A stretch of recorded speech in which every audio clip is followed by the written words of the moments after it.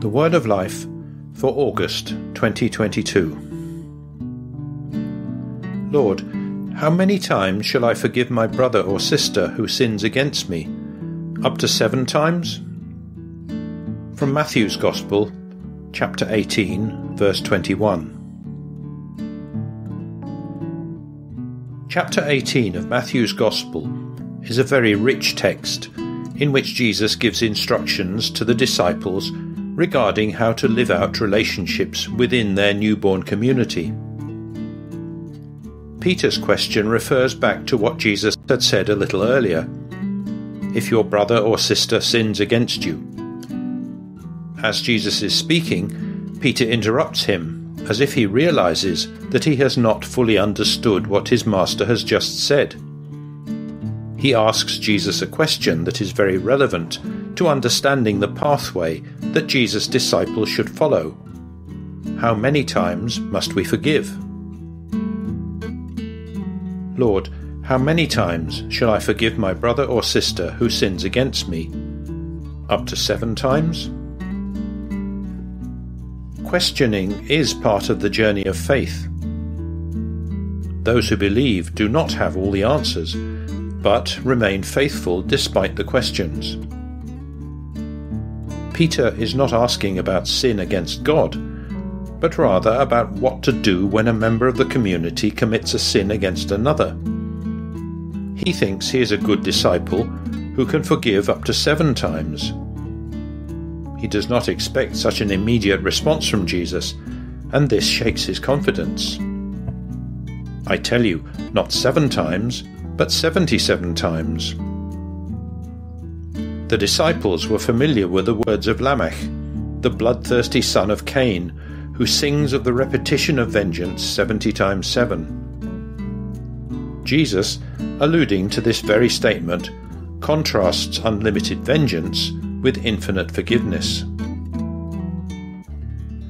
Lord, how many times shall I forgive my brother or sister who sins against me? Up to 7 times? It's not a question of forgiving a person who continually offends, but rather of always having an attitude of forgiveness in our hearts. True forgiveness, the kind that makes us feel free, usually comes in stages. It's not a feeling, it's not forgetting. It is the choice that the believer should make, not only when the offence is repeated, but also every time it comes to mind. This is why it is necessary to forgive 70 times 7. Chiara Lubick writes, Jesus, above all, was thinking about the relationships among Christians, among members of the same community. Therefore, first of all, we are called to behave in this way with our brothers and sisters in faith, in the family, at work, at school, or in our communities if we are involved. You know how people often want to react or pay back an offence with a negative action or remark. You know how differences of character or impatience or other causes can lead to a lack of love among people who live together. Well, remember that only a constant attitude of forgiveness, renewed each day, can maintain peace and unity among neighbours. We will always have a tendency to think about the faults of our brothers and sisters, to remember their past and want them to be different from the way they are. We need to acquire the habit of seeing them with new eyes and as new people, and show them total acceptance, even if they are not sorry for what they have done. Lord, how many times shall I forgive my brother or sister who sins against me? Up to 7 times?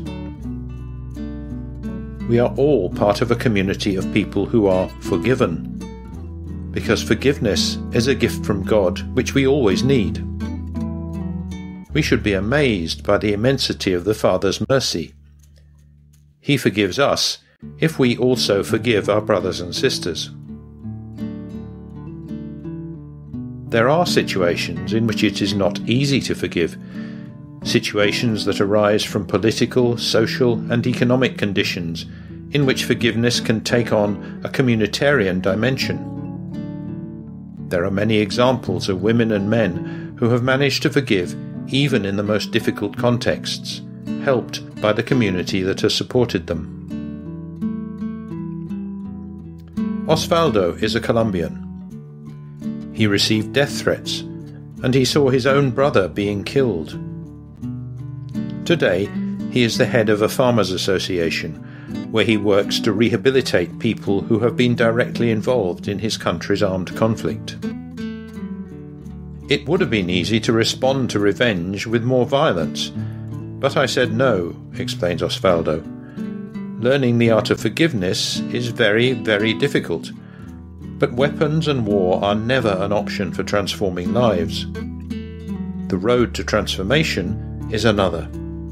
It is being able to touch the human soul in another person. And to do this, you don't need pride or power. You need humility, which is the most difficult virtue to acquire. This commentary, on a phrase from the scriptures, was written by Letizia Magri. It suggests ways of putting it into practice in everyday life.